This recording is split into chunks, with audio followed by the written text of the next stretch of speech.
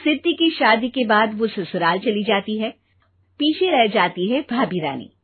सिद्धि के ससुराल जाते ही भाभी कहती है, अरे वाह जी वाह, सारे कपड़े मेरे। हाय रे पैंट, अरे वाह वाह, मजा आ जाएगा।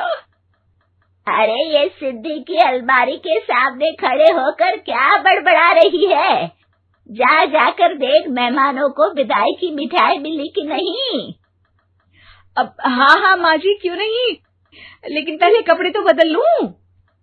अब रानी आ जाती है सिद्धि के उन कपड़ों में जो वो ससुराल जाने से पहले घर छोड़ जाती है। अरे रानी, कुछ दिन रुक जाती। अरे ये तो सिद्धि बिटिया को मैंने ही दिया था, बड़ा ही फबता था उस पर, तुझ पर तो कुछ खास नहीं लग रहा। अब वो ना मेरे सारे कपड़े गीले थे तो सोचा पहन लूं। वैसे भी सिद्धि को कौन सा भी पुराने आउटडेटेड कपड़ों को पहनना है। वैसे भी ये सूट तो मैंने तभी पहना था, वैसे खास है भी नहीं ये। हाँ ठीक है, लेकिन ना मेरी सिद्धि पर तो जमता था। सारे मेहमान चले जाते हैं और सिद्धि ससुराल से मायके पहली बार आती है। अपना घर, अपना कमरा, अपनी अलमारी। ये बोलकर जैसे ही सिद्धि अलमारी खोलती है तो सामने उसके कपड़ों की जगह कुछ और ही रखा होता है। माँ, जरा कमरे में तो आना। सास और रानी वहां पहुंच जाते हैं। रानी ने पहनी होती है सिद्धि की जींस और टी शर्ट। अरे भाभी, ये क्या?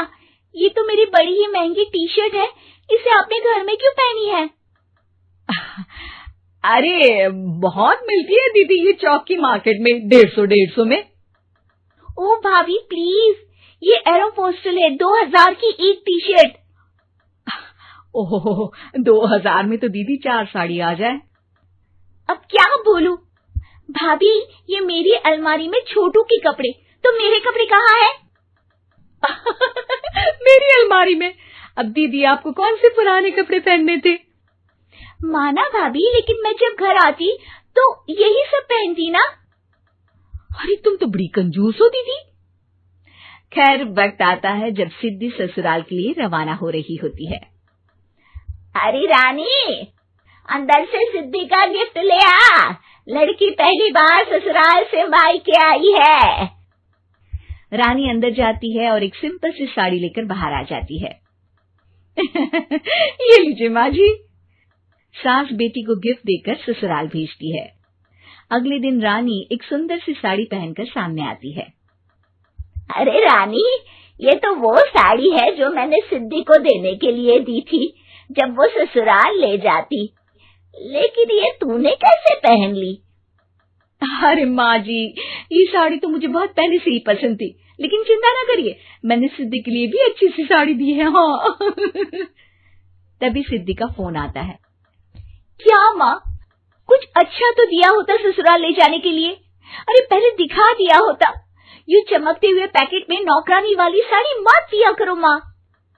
अरे बेटे, वो तेरी भाभी ने ना गलती से उससे पैकेट बदल गया। हाँ, मैं कल ही तेरे भाई के हाथ से तेरा वाला पैकेट भेज दूंगी।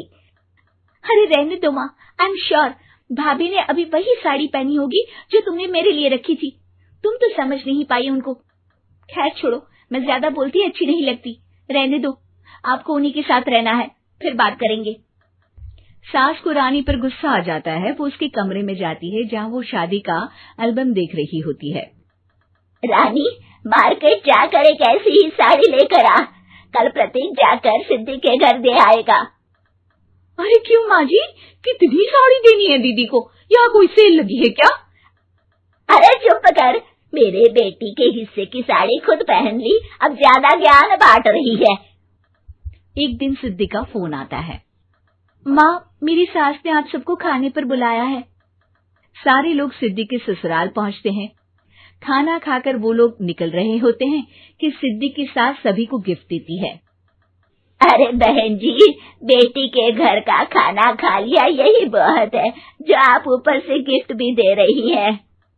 अरे बहन जी, आप भी कहाँ इन बातों पर विश्वास कर रही हैं।